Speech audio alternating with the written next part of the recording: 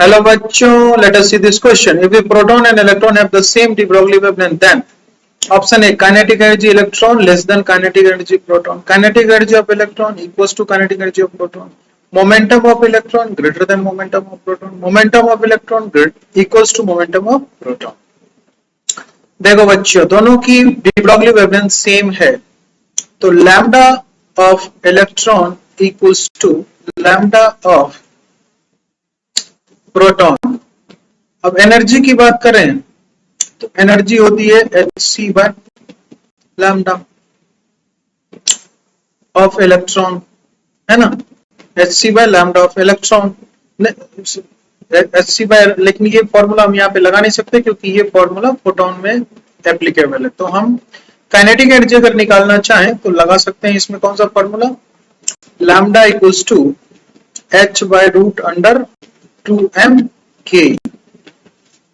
तो यहां से काइनेटिक एनर्जी क्या हो जाएगी, काइनेटिक एनर्जी विल भी हो जाएगी h square upon lambda square into 2m, है ना. Kinetic energy equals to h square by 2m lambda square. अब देखो लैम्डा दोनों की सेम है, h दोनों में सेम है, 2 दोनों में कांस्टेंट है, लेकिन मास अलग अलग. तो मास चूंकि जिसका कम होगा उसकी काइनेटिक एनर्जी ज्यादा होगी, और इलेक्ट्रॉन और प्रोटॉन में mass of electron is less then mass of proton, तो काइनेटिक एनर्जी जो होगी वो इलेक्ट्रॉन की ज्यादा हो जाएगी काइनेटिक एनर्जी ऑफ प्रोटॉन से.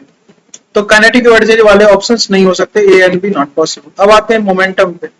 मोमेंटम का फॉर्मूला होता है h बाय लैम्डा.